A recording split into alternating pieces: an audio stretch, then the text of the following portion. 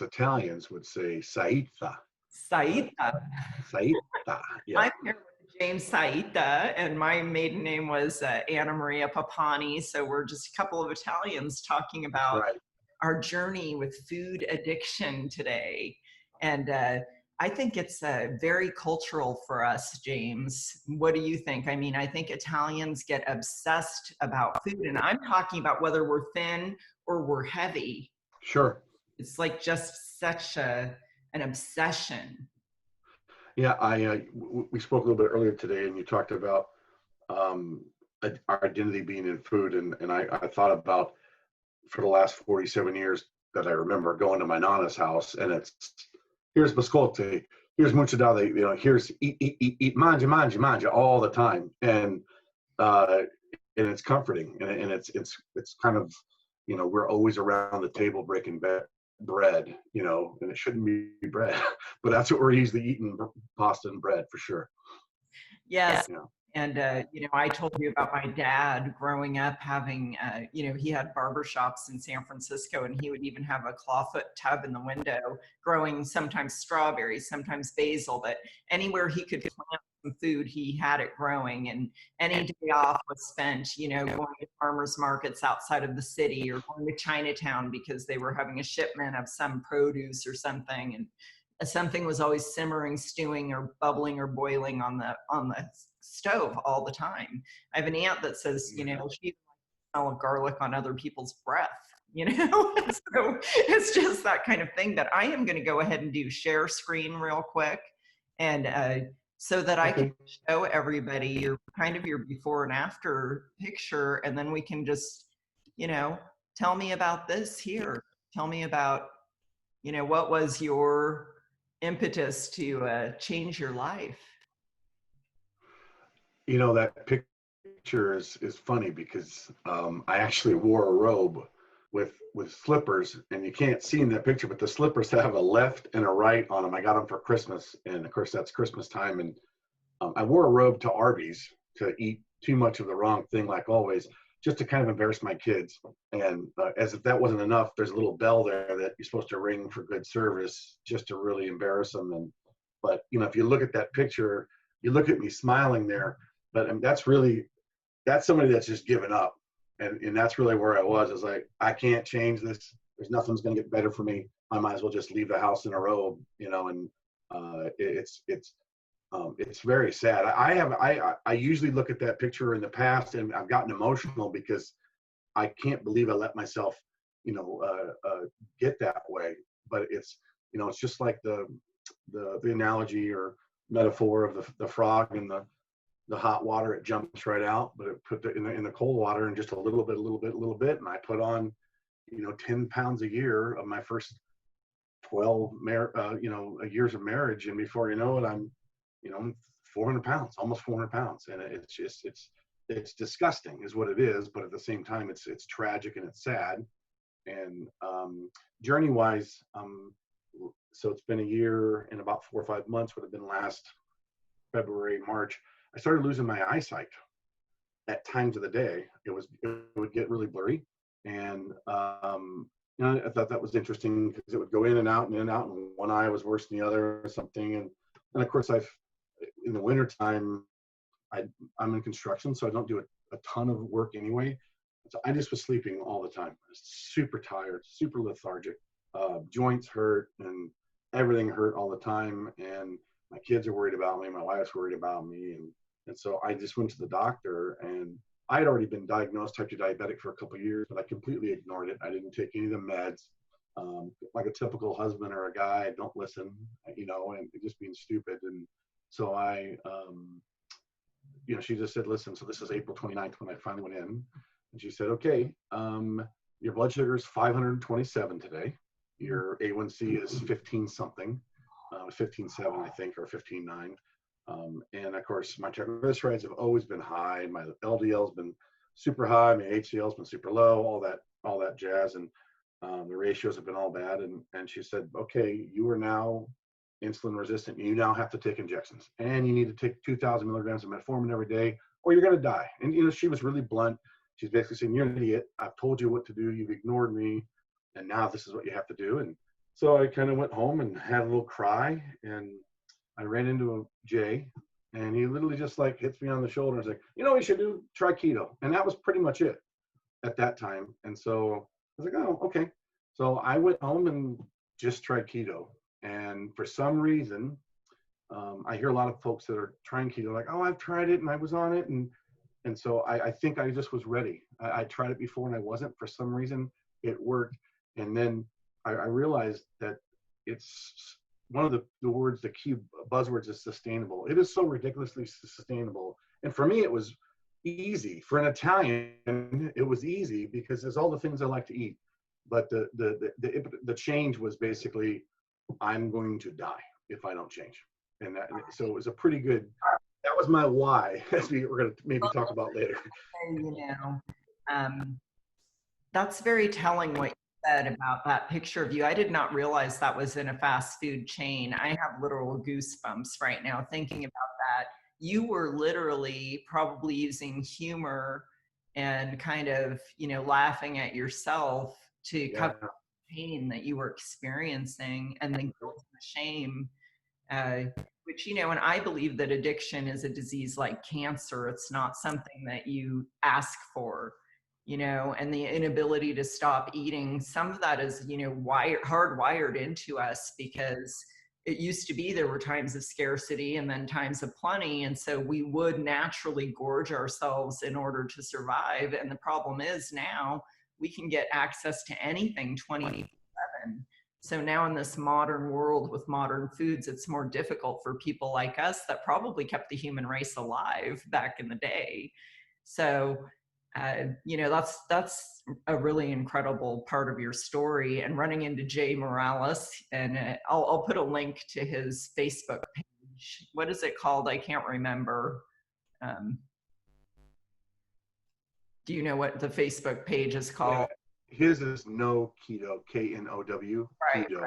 No Keto, and it's just a Mhm. nice little support page. It's and he helped. Well, I met you at Keto Omaha, and he Yes. helped put Yes. that together. And we met over salami. Go figure, right? Oh, Italians hitting the salami tray, right? So, you know, one thing that I've realized too is it's okay as a person recovering from food addiction or whatever, or eating keto, to enjoy your meals. And so to me, that's very important. And I found that I can do a lot of things Italian, like I was telling you, eggs and pasta sauce. And I've had friends come over and say, oh my gosh, it tastes like even better than lasagna because you poach the eggs right in the sauce, and they're just lovely and great to eat. And I always sit down with the intention, I'm going to enjoy every bite of food that I eat. I'm not going to act like I'm punishing myself. I'm not going to worry about I'm not going to say I can't eat this. I'm going to say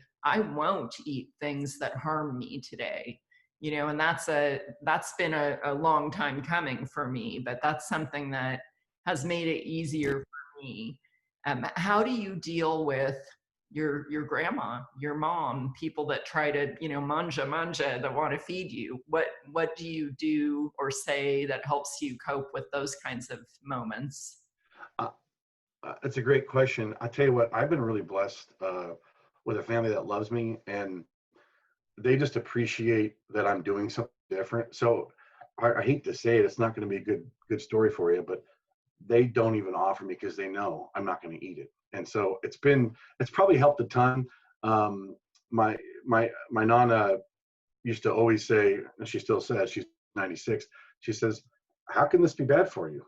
It's like, well, because it's sugar, and you know, she'd say, "But I made it with love. That's why. It's fine. There's nothing wrong with it." You know, and so it's, you know, in the Christmas time, I'm going to have a biscotti. I'm going to have a piece of pizza or something that she makes. And that's an interesting part segue, is that what I figured out from my journey is I am unable to just take one bite of something that I'm not supposed to eat or something that I shouldn't eat. And so for the way that I've kind of experienced success is I just didn't eat anything other than what I could eat, period. So I didn't count my carbs. I just knew I wasn't going to eat them. And so I never got close to my 20 carb or 30 or whatever it was. I didn't count calories or macros. And that's one of the things that I think is so amazing about this, especially for someone that was like me, who's super morbidly obese, not just morbidly obese and not just obese, super morbidly obese. That, and I think everyone's body is going to be different. I responded probably better than some might. Is that I didn't count calories and I didn't work out at all. I didn't, not one time. I just changed my diet. And one of the things that I commented on a post today is that regardless of where you are with Judeo-Christian or whatever, and you meaning anyone who's listening, is I asked myself, was that there when God made the earth? And if it's not, then I'm not going to eat it, you know. And so it makes it, I'm sorry, what was that? God made it. It's okay if man made it. Stay away. I don't know that, but I use that saying a lot. That's a good one. Yeah. Yeah. So to your question, it's been probably easier than I thought it would be. There's a couple friends who are like, come on, man, kind of thing like that. But they saw the results so quickly and they were pretty drastic. I lost 100 pounds from May to Thanksgiving. That's pretty quick. And I really try to caution to not sound like I'm bragging, because it's the furthest thing from bragging. It is just, I'm really, really grateful that and I knew Jay because our kids went to school together and stuff. I'm just really grateful that I call it an intersection where there was just a time at the right time where he says, hey, you should try it. Because I was, even after my diagnosis, I was just as hopeless at that point. I was like, holy crap, and I'll tell you what, with this COVID thing, having 3 or 4 comorbidities and all these different things, and I don't know all this stuff. It seems like it maybe not as bad as it was, or maybe it's worse. I don't really know. I'm not here to argue that, but I eliminated at least 3 of the risks. Yes. Basically almost a year before it came to town. And I don't think that's an accident. And it doesn't mean that God doesn't care about someone else more than he cares about me. It's just, I'm just grateful that I had that intersection at that time to lose that weight. And I just turned 47 Saturday. I'm long-winded, so you have to cut me off like that. But Saturday, and I was at lunch with a friend of mine, and I'm 47. Statistically, there's more years behind me than there are in front of me. It just dawned on me, and I thought to myself, I am so glad that I'm over 100 pounds lighter and still going to go down. And that means I literally extended my life. And not a lot of people had that opportunity. And so I'm glad that I had it, and gosh, and I appreciate what you're doing and what you do and your passion for it. And I hope I can help you help people. Well, I just as one personal story can touch someone. Tell me, do you know what your A1C is now, and your LDL and HDL and all of that? So my A1C is 5.8. Wow. Yeah. And I took my, what's amazing about that is it went from 15.7 to 9 in 2 months. And then it kind of slowed down, but it's been below 6 almost this whole year. It's been below 6. That proves you don't have to be at your goal weight in order to be healthy, because it's two different exactly right. You can be metabolically healthy and still have a few pounds on you. And that's superior to being thin and being metabolically unhealthy, which can also happen. Absolutely. The saying I'm sure you've heard that I tell people all the time is, I was fat on the outside and fat on the inside. Right. Now I'm fat on the outside and skinny on the inside, versus fat on the outside, skinny inside. And so I would take fat outside, skinny inside any day, because you feel just the way you feel compared to before. I think you and I are pretty close to the same age, and I got a few years on you. 55. But when you get up to go potty after you get out of bed, you're kind of walking, like this. And a year and a half ago, I could take 30 steps before I could walk up straight. And now when I get up in the morning, I stand up 3 or 4 steps, I'm fine. And that alone, I know, is because of diet. They get rid of the inflammation, the seed oils, and all the junk that we used to, the processed crap.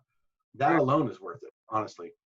Well, and just so the audience understands, what a hemoglobin A1C measures is how sweet you are over the past 3 months. So each cell in your body gets glycated. That means it gets sugar coated. And so the hemoglobin A1C, it shows what your average blood sugar has been over 3 months. So the higher the number, the higher your corresponding blood sugar. And there are charts on online that you can just Google and see. You can look up a 15 something A1C and see what your blood sugar was running. And I'm guessing that one's pretty darn high. You know, It was over 500. yeah. So an average blood sugar of over 500. And the thing is, you can't really feel your blood sugar when you slowly get used to it. Like that frog in a slow boiling pot of water is a really good analogy, because you also, then it'll feel like if your blood sugar comes down to even like say 300 from 500, that'll feel like you're crashing, just because you're so used to having a certain level of blood sugar. But it's, Right. it is reversible. And, I'm not allowed to say that you can cure your diabetes, but you can try. I'm allowed to say that. So I'm all for trying. I'll say it. I'll say it because I'm not. I absolutely, and I just went to the doctor on Friday about something unrelated. I had a little surgery on my finger, and she just sits there in shock. She just can't believe it. And she says, "You literally," she said these words, "You literally cured your diabetes by your diet." And of course she's more shocked because she's seen me the last 15 years, the way I've eaten, and she's like, "I just can't believe you did it." And sometimes I can't believe it either. And you used a term earlier. You said 7 years for your body to change, basically, from being addicted. Is that what you said? 7 years? Well, it takes you 7 years to really kind of, because for a true food addict, food is about 10% of it. And you have really good support, it sounds like, with your family. And also, I mean, I think you had, and it's not for all people, but it takes some time to know how to navigate the landmines. For instance, if you give up dope, you don't have to go to the dope man's house, but you still have to go to Thanksgiving, you have to go to Christmas, whatever your holiday is, bar mitzvahs, it doesn't matter what religion you are, somebody's gonna have some food for you, and there's gonna be people that make something for you. And one thing that helps me is like, maybe I'll go to church and someone will say, "Oh, I made you a gluten-free dessert," because they know I have celiac. Not everybody knows I'm a food addict. So I just say, "Thank you. That's so kind of you to think of me." And then I go about and eat whatever I can eat that I want to eat, that's within my food plan.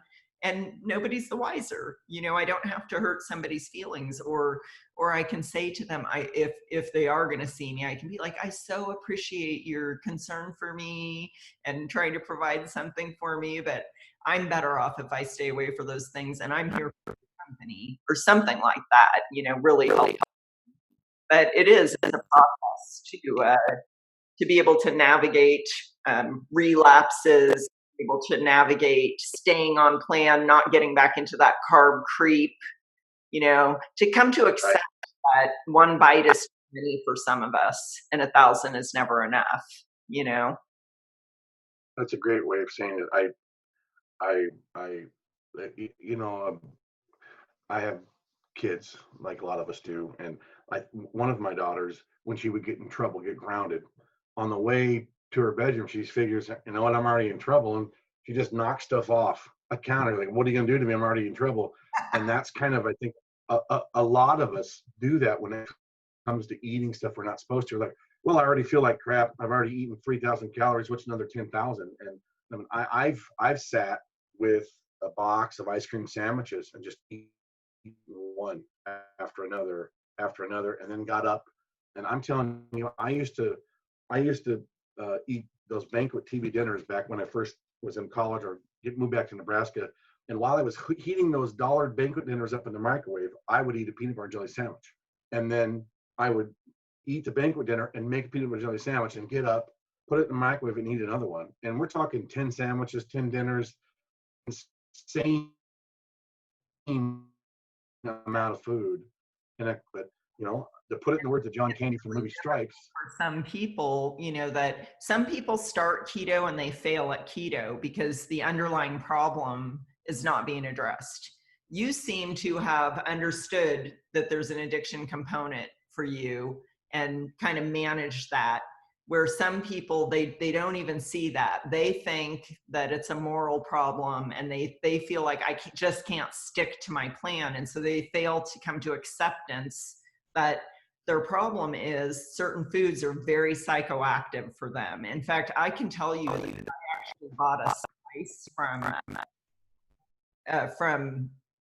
I think it was TJ Maxx a while back. And I'm very careful. I read everything, is there sugar? Is there gluten? Is there, and so I read it. And then I got home that night and I thought, well, I'll put that on some fish, and so I made the fish and I sat down to eat and I took one bite and I was like, I felt kind of weird. And I took another bite and it was like fireworks were going off back here. And I double checked the label and there's sugar in it. And I hadn't had sugar for so long, my body knew it. And my dopamine was just firing like 4th of July. I didn't even finish my fish. I know that might sound crazy to some people, but I could feel the pull of the sugar. I could feel like it would be like an alcoholic accidentally having a couple of sips of beer or something. That was the feeling for me. It was waking up that I call my disease the cookie monster, because kind of what you said, we just want to just shove food down our pie hole and there is no stopping me. I used to go to the movies, eat my husband's candy, eat my kids' candy and not share mine. That's the kind of addict I am. Like, I'm going to eat yours and I'm going to eat mine for myself, And on the outside, people probably didn't think I was an addict, but I was also over exercising to keep some of that under control. I was doing diet of the week. So a lot of addicts, they try to manage their food addiction, with other kind of co-addictions. But I want to show you something, because we had talked about it when we were speaking together early. And I, as a recovering addict with 31 years clean off of drugs, also believe this to be true. And Bitten Johnson says it all the time, that sugar is a gateway drug. So I'm just going to show a video that I love that one of my colleagues had posted a while back, and I had never seen it. And it's Eric Clapton on 60 Minutes from 1999 talking about addiction. Without doing something to alter my consciousness. And it started with heroin. It started with sugar. Sugar? Oh, yeah. When I was 5, 6 years old, I was cramming sugar down my throat as fast as I could get it down. Sweets, sugar on bread and butter. I became addicted to sugar because it changed the way I felt. And as the years passed, Clapton... I find that to be very powerful. And I actually use this tool called the Sugar Tool. I'm certified in it from Bitten Johnson. And it maps out your whole sugar addiction. And in mine, it showed that I was a sugar addict from the time I was 3. That's when I could remember it expressing myself. But I told my mother about it. And Bitten had asked me if I had been bottle fed, and I was. Because back then they would give the woman a shot to dry them up and not even give them the choice of nursing. And there's all kinds of corn syrup and everything in formula.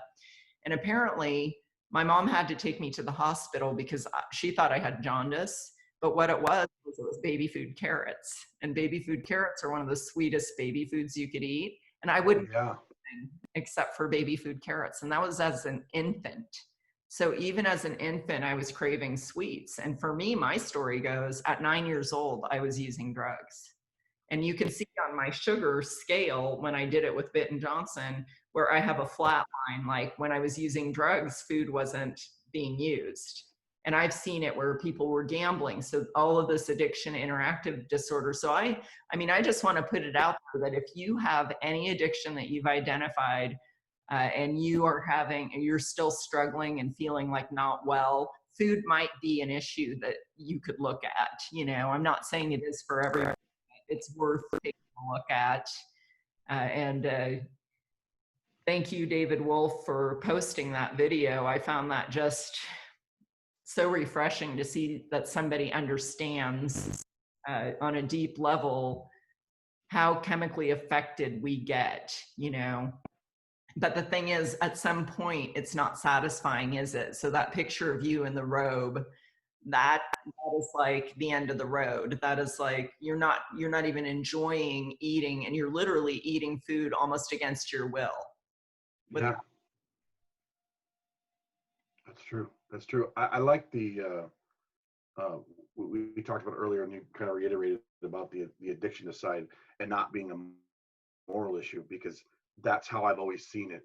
And I think a lot of folks that have a food addiction, they make all kinds of other excuses for why they're not doing what they're supposed to do and why they're doing stuff they're not supposed to do. And I've got a litany of them, but I to be able to be enlightened or woke, I think is the word people use, to that it's a real addiction, as real as anything else, and it's a real disease as real as anything else. It takes away that a little bit of that guilt component, because guilt and shame, more important, shame is so horrible for us, and it's so bad for our psyche. And I used to tell my wife, I was at 300 or 350, I'd say, I can see how people, because we watched that 600-pound live show, or she did anyway, a lot, and I can see how people get from 300 to 600 like that, because you don't feel like moving, and you feel bad about whatever reason, and barring any kind of injury. In my case, I actually broke my back, so I put a lot of weight on as a result of that.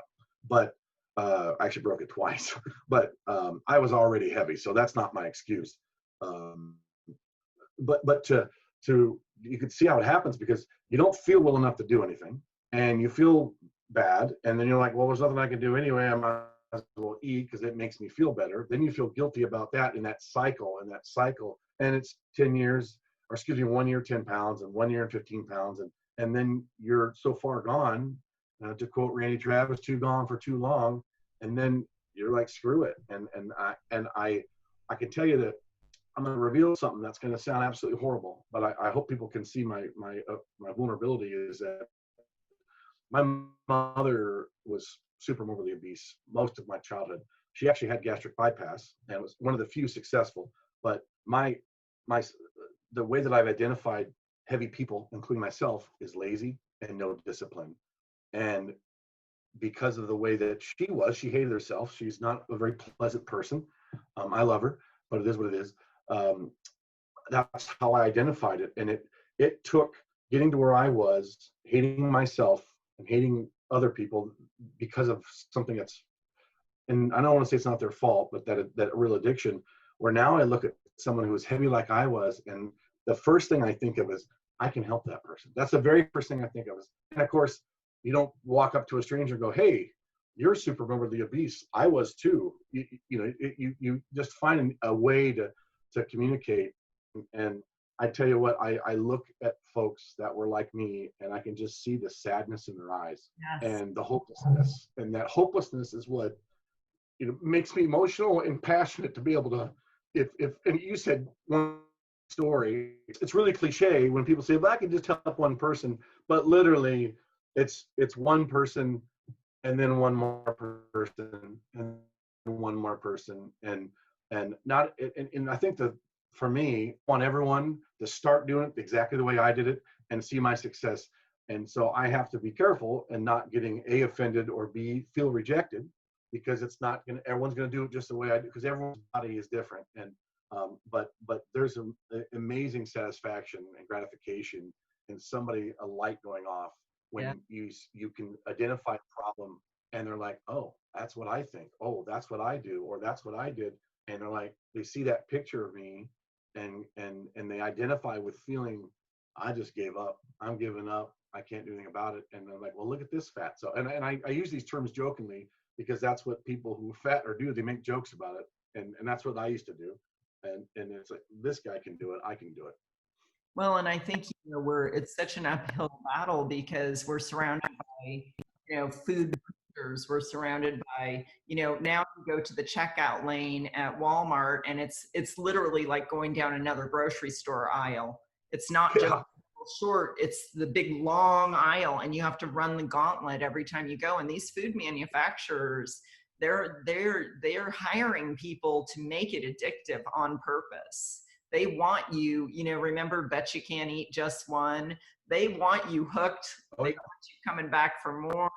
They want your money. They don't care about your health, you know? So there's that whole thing, realizing that you can't open a bag of certain foods that are meant to trigger your dopamine, especially if you're an addict, and think you're going to be able to have an off button and think you're going to be able to be able to moderate certain foods. And so that's where a lot of people trip up too, I think. But I also think the compassion that you have to learn to have for yourself and others. You wouldn't say to someone with cancer, you know, even if they smoked to get the cancer, because you know the cigarettes are addictive, and you know they probably didn't think they would get addicted. They thought they would be different. They thought they could just smoke one cigarette or whatever. You're not going to be, oh, how did you allow yourself to get cancer, you dummy, you know, or whatever. You're not going to do that. You're going to have compassion for people. And I think just allowing someone to understand, I don't think it's anybody's fault if they're heavy. I think it's the fault of some faulty dietary guidelines that we have. You know, on a 2,000 calorie diet, they say we should have, you know, 60% of our calories from diet or from carbohydrates. That's, you know, like 1,200 or 1,600 calories, 1,200 calories, I think, worth of carbohydrates. This girl would blow up like a balloon, and I would be in pain, and I would be wanting more carbohydrates all the time. And I'd be displacing really high value nutrient dense food, which helps me feel calm and helps me overcome my cravings and overcome my, you know, my compulsive thinking about food. One thing that I love about the freedom of eating a very low carb diet, and I'm mostly carnivore, is that I don't think about food all the time. And I think more about, like, when I set the table for dinner, I make it about spending time with my family. And like I said, I sit down with the intention, I'm going to enjoy my meal, and I'm going to prepare a meal that everyone's going to like. That's important to me. But we're going to sit there and we're going to communicate and we're going to have connection, you know, and it's not going to be any of this fake joking around stuff or the mask I used to wear. Value me because I'm such a good cook. Value me because I feed you so well. Value me because you can't get food better in a restaurant than you get from Anna Maria Papani, you know, because there was a lot of ego and a lot of like people pleasing for me as an Italian woman, preparing that food with love. You said that earlier. My two older kids grew up, I would say, what's the main ingredient, babies? And they would say, love, mama.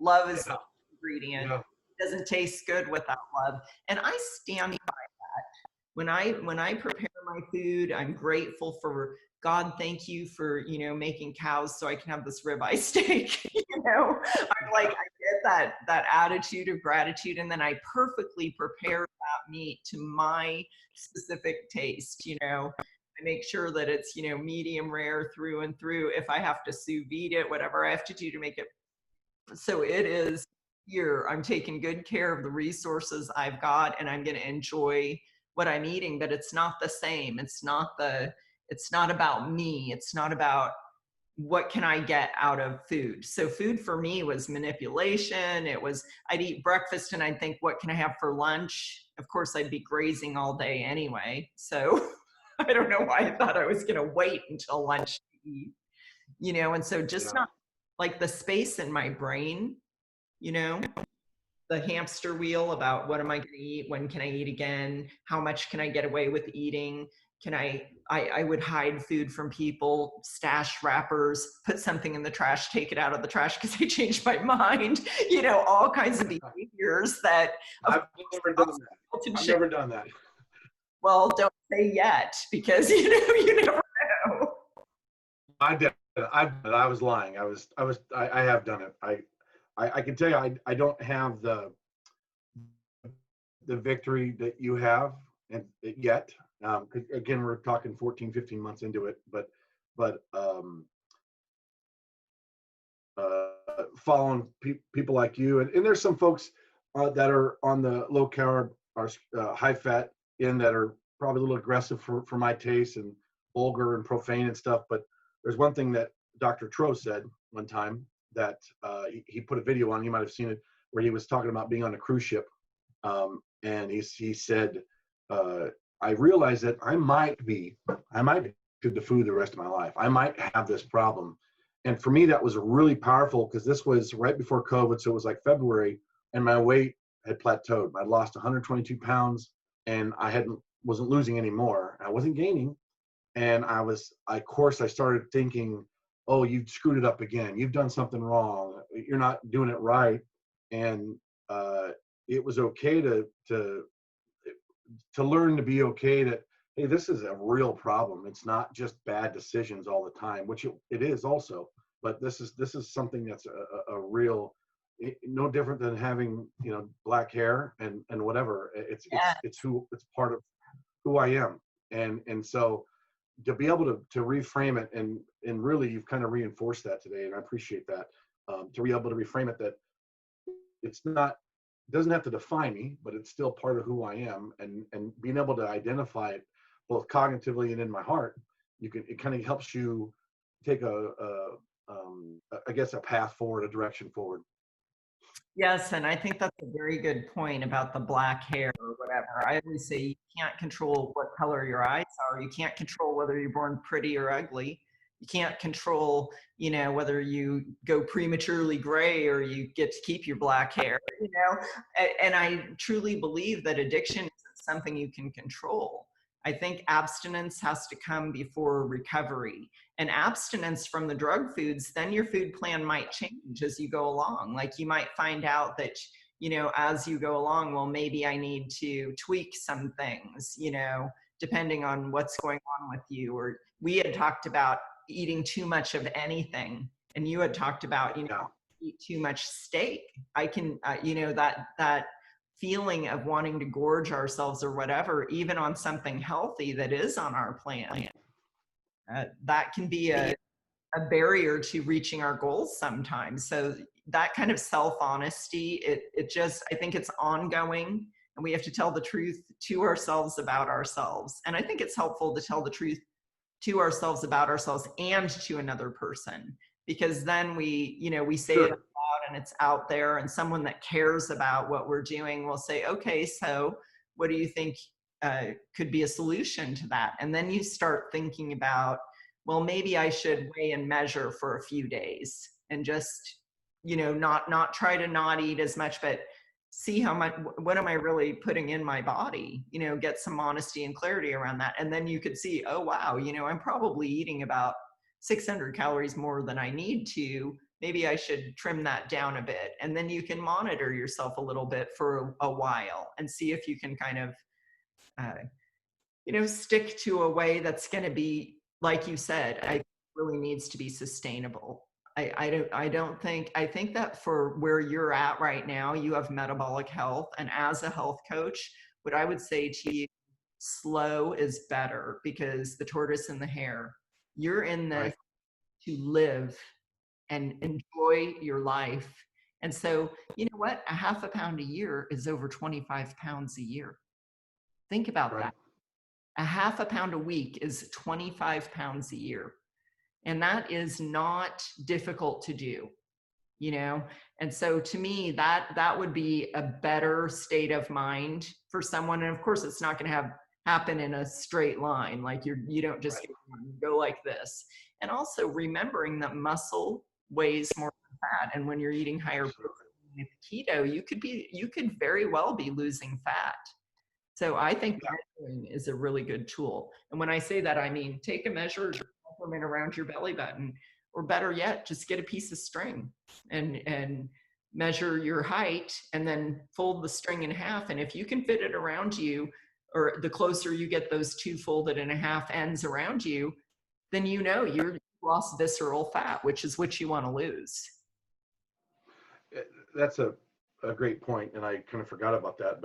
But when I first kind of started plateauing, my weight's gone up, but my waist size has gone down. There you go. And so I started at 48 and I wear 38s, but I technically am like 12 pounds heavier at my lowest weight. I'm still wearing 38s today. And so I'm not advocating not working out, but I'm in construction, so I have a physical job. I don't do a ton of physical work anymore, but I'm active, and I run from early in the morning to the end of the day. But obviously the byproduct is more muscle than fat, because I'm still wearing the, what do you call it, it's the same size pants. And so my goal is only a 36, because that's kind of what I was wearing when my wife and I first got married. But what's interesting about protein versus fat is that I'm still 40 pounds more than when we first got married, even though I was only one more dress size away. So it's proof positive. And you can see this image. This is an image I share with clients all the time. Body recomposition is a real thing, and that's what we're talking about here. This is the exact same weight of muscle compared to fat. So don't let the scale determine who you are ever. Don't let a number on the scale tell you who you are today. That I call you are a specially and wonderfully made human being. I believe in a higher power, and I believe God made us on purpose for a purpose. And it wasn't to put ourselves down and live in guilt and shame and live in fear over a stupid number on a scale, So I think, really knowing and arming yourself with an education about how the human body really works, that helps you understand the miracle of what our body is capable of doing. And it will express health, and you will become the weight your body is supposed to be, or the composition your body is supposed to be, if you consistently, one plate of food at a time, one bite at a time, stick to foods that are not going to harm you. And I'm talking about the mental harm, that guilt and shame, boy, that weighs you down, I think, more than a number on the scale. Absolutely. It's the real poison, the real evil. Absolutely. And I keep, it sounds like cliche, but I keep thinking about the real battle here is between our ears, and then the longest distance right between our heart and our head. That's where the real battle is. And it's one thing to be addicted to food, or it's one thing to really, really like food, but it's another to, I told you that story a couple years ago. What's funny is that I'm fortunate to have kind of figured out that I had a food addiction before I started doing anything about it, versus starting keto and then failing because, I'm actually addicted to food. It's not just that I'm morally bankrupt or something. And there was a stressor, something got me upset, and I was sitting with one of my employees, and I immediately said, "Oh man, we should go get some burgers." And he's like, "We just ate," and then I was able to cognitively realize, holy crap, I'm not even hungry. My body just thinks I'm hungry because I'm stressed out. And of course, it's more than 2 years, actually. It's been 3 years.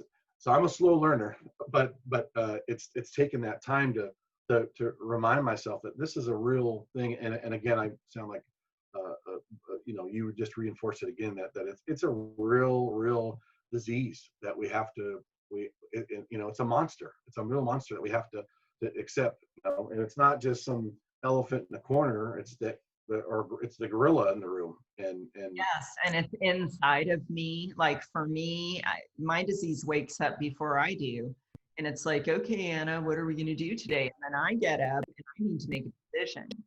Am I going to go with my old patterns of thinking that are so deeply ingrained within me? Or am I going to start my day with, some meditation? So I like to take a little walk, and I'm talking about moseying. This morning I walked because it's beautiful outside. I walked for about an hour and a half. I talked to a client on the phone, talked to a friend on the phone, and I was doing like 19-minute miles. I don't care. I was having a good time just moseying. I'm not trying to exercise. Movement is like meditation to me. So what do you do to de-stress? Because those are some of the things I do to de-stress. That's a great question. I've commented for the last couple of years that I haven't figured it out yet. On the Saturday morning, I really love watching PBS. That's about the only thing I can. During the week, they don't, and it's a shame that they don't have the cool shows they have on Saturday morning. But I like watching This Old House. I love watching America's Test Kitchen. I'll tell you the best show, if you guys haven't watched it, is Rick Steves Europe. I love that show. his voice is so calming. It's the most calming show. And that's one of the things that I can do. Any kind of nature show for me really kind of gets me, you know, I start at about 5 a.m. and I go to about 9 p.m. every day. And so I need to really work on that. That's a great question. I'm glad you asked me that, because I need to be able to do that every day, some kind of de-stressor. I'm not good at that. And then on the weekend, I'm just, you know, and so that's a good question. What should I do? Why don't you answer that on the spot? Well, I don't know. you should put yourself on your list, and don't be such a human being. Be a human being. Like, don't live to work, work to live. You know, like it I'm sounds stealing that. I'm fun. stealing that from you. I'm writing it down right now. I probably stole it from someone else, so feel free. But you talked about your daughter that knocked shit off of the cabinet. Sorry for using the cuss word, but you know, I mean, It's what it was. It's exactly what it was. I love this already, because part of being an addict is being a rebel, you know. And I think sometimes we also, we just never learned to, like, just slow down, just take a minute. You know, I suggest to some of my clients just to even like put a little timer on their phone where it reminds them to just take 15, you know, on it until it becomes a habit. And I think even doing that, like, I know you work and you're physical and everything, but I'll bet you could shut off your phone for 15 minutes a day, go sit in your car or go take a light walk or something for 15 minutes, just something where you're just like separating yourself, decompressing, you know, set an intention to go home and be fully present with your family. Don't be, you know, don't be doing things that can wait until tomorrow. The world isn't going to crumble if you don't get every single thing done for work. And that's something that I've had to learn, because the connections that I have with my family and my friends, they feed me more than any sugar or grain or, you know, nasty old treat that I used to think that I loved ever did. You know, and I literally see like a skull and crossbones on the foods that I know hurt me now. Like, that's one of my things through taking the time for myself, that I've realized I can change my thinking, but I got to give myself time to do that, you know?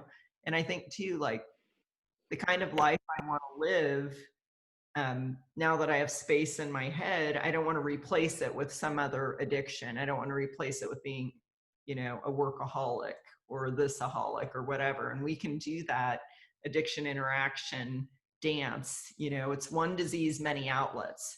So for me, putting that time into my day when I just, you know, I'm not going to be a human doing, I think of things like, can I be present for today? And sometimes, you know what, that's me. I'm on that list. I'm like, Anna needs you today. And this is what she needs you to do, you know, because she hasn't been on the list for a minute. But it might be my 16-year-old daughter, you know, and it might be that I just make her breakfast in bed on a Saturday and bring it up to her at 10 a.m. And she's like, oh, Mom, thank you, you know, because she wasn't expecting it. And it's just like, what you feed grows. And that gives me that opportunity to really be, what do I want to say, intentional about what I want to grow in my life and not live accidentally. One of the, I mentioned a motivational speaker named Jim Rohn. One of the things he always says is, and you know, it might have been Zig Ziglar, now I think about it. But anyway, don't do something today because that's what you did yesterday. You know, and you put a few of those together and you're years down the road. And I'm guilty. I've done that, whether it was eating a particular way or jobs or relationships. And so you talked about being intentional. And I think that's, I don't want to use the word cliche. It's real kind of hot, but it's, you know, I always say to my kids, cliches are cliches because they're true, Right. you know, and that's absolutely stinking true. And I always, I don't know if it's even related, but I like the story of Peter and Wolf. They cry, and then that wolf shows up. Yes. It showed up, and so, you know, the wolf is going to show up whether it's now or later. And so we've got to I feel like, honestly, eat low carb, high fat, carnivore, because I probably, like yourself, I'm probably more carnivore than keto, but literally feel like it was a get out of jail free card that God handed me and just said, all right. And I don't think he's saying this is your last chance, but nobody's promised tomorrow. And so I feel like I took that and I punched that card. It doesn't mean I haven't made mistakes. Doesn't mean I haven't eaten stuff I'm not going to. It doesn't mean I won't. It's just overwhelming theme or habit I've sort of developed is one of health. And, you know, I got to say, I don't know where the saying came from. When I read it the first time, it said author unknown. And the saying is, life is not merely to be alive, it is to be awake. And something about that really hit me hard. Like, we are so busy, like, just being alive and just being about the business of being alive, that we very, very rarely are, you know, extraordinarily present. And I have to say that, you know, those close to the bone Italians, like your Nana, your Nona, my dad, you know, these are the people that, you know, my dad spoke Italian until he was 8 years old. And then, you know, he was the kind of person that he looked you in the eyes when he was talking to you and he was fully present. Or my great aunt that just turned 106 yesterday. She made you feel like you're the only person in the room, you know, and I don't do that, but I want to do that. I want for that are around me. That's my goal in life. And to me, that's a good aspiration. That means that I'm living awake and I'm not living, you know, this kind of life that's self-absorbed and like, I've got things to do, like that rabbit, you know, I'm late for a very important date, running around like that all the time. Like when your daughter is only going to be here for another year and a half, you know, and then she's off to college in her own life or whatever. Are we friends on Facebook? Did you read that or did you just say that? I just said. I don't remember.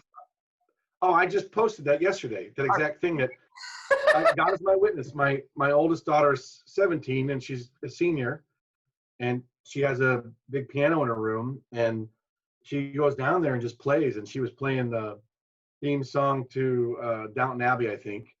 And I got emotional thinking that there's been times where I'm like, man, I can't wait till she goes off to college. Not very often, because I don't want her to leave at all. But I was basically just that there's such joy and pride and love.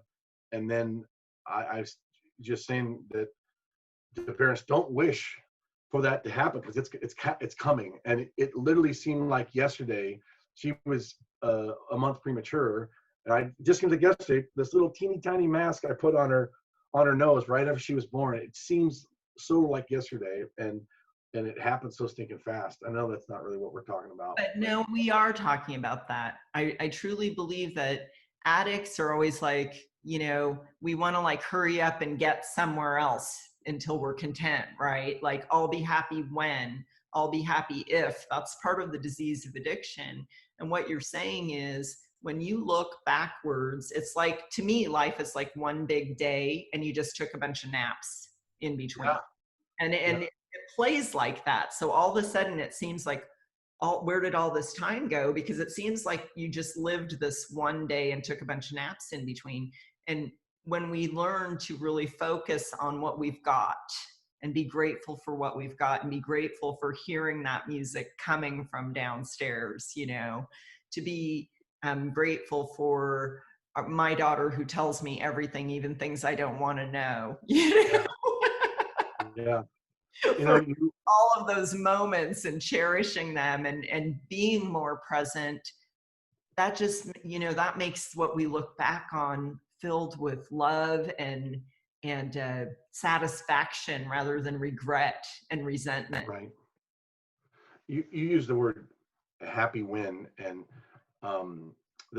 I think it was Jim Rohn again, but I say this every day. I say it to almost every person I run into. These two things. I don't believe in happy. I believe in happier, and then happy less, right? And so I don't think you get to a spot and like, oh, here I am, I'm happy, because there's only two things that make us unhappy: not getting what we want, and then getting what we want. Yep. And so strive for happier, right?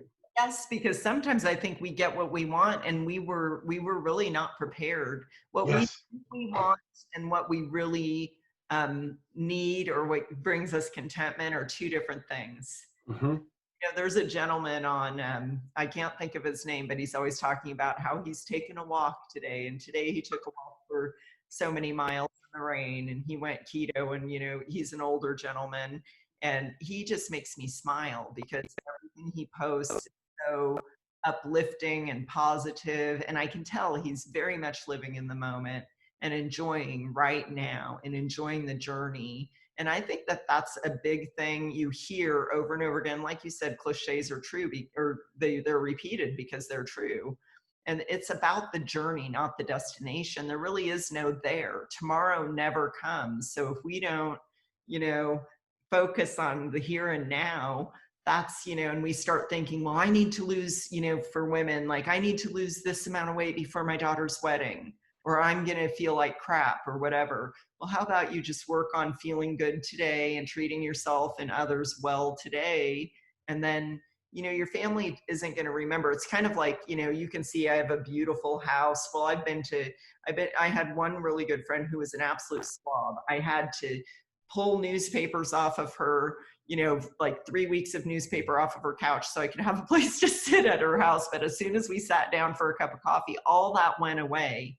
And it's the same thing. You meet somebody really pretty or interesting looking or whatever, and all that goes away when you start getting in a conversation with them. It's all background. Appearances are nothing. It's what's inside and what you allow to come out and come in, you know, and it's always, you know, garbage in, garbage out, right? So it's very important to protect your thinking and pay attention to your thinking. And that's what I think that little, you know, 10, 15 minutes a day can give us is an edge on, I'm going to decide how I think today. I get to make a choice. You know, I can ask myself questions about how can I be of service? You know, what are the most important things I need to get done today? What's going to move the needle most for my business rather than getting stuck with a bunch of busy work? And then I'm more relaxed and I'm able to be present for my family. Well, we touched on it earlier when we talked on the phone, that one of the speakers I listened to that talks about what am I getting, what am I becoming? And again, cliche used. I think saying the word is cliche now at this point, but if you don't take that time to work on yourself and you don't get better, you're not only not helping yourself, but you're not helping your family. And we used the word wise earlier, or we talked about that. And one of the hot button things is you need to find your why. And one of the people that we know mutually, I kind of objected. I said, we have a million whys. There's a million reasons why. I've got 2 beautiful daughters. I've got a beautiful wife. I have sisters, and I have my parents, and I have a 96-year-old Nana who's catching up on your aunt, by the way, only 10 years to go, right? And I have employees, and I have just stuff, all kinds of crap I don't need. There's tons of reasons why. And what's funny is you said don't be human doing, be a human being, but that's really what we need is to do sometimes. We do need it. You need both, right? And so try. That's my that's right. That's right. But that's exactly right. I believe that motivation is overrated. That what we need is to do something different. If we do what we did and we get what we got, that's literally insane. And it's not that, you know, insanity isn't necessarily like, one of my friends just said it to me this morning, but insanity is doing the same things over and over again and expecting different results. He said it's not even expecting different results. It's absolutely knowing you're going to get the same results when you do the same thing. Right. And you still do it. That's absolutely insane.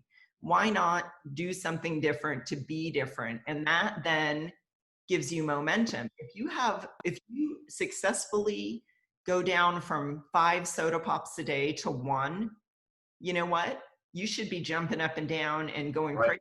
And that's going to give you momentum to get rid of that 1. And then momentum feeds that, you know, it feeds that forward motion. And that's what momentum means. It means to move forward. And so doing creates momentum. And momentum is way more valuable of an asset than motivation. I am always motivated to do something tomorrow, you know. I think you froze up. Lee Iacocca, he said, Lee Iacocca, I think it said that if you take some, if we're gone again, You how were much do we lose there?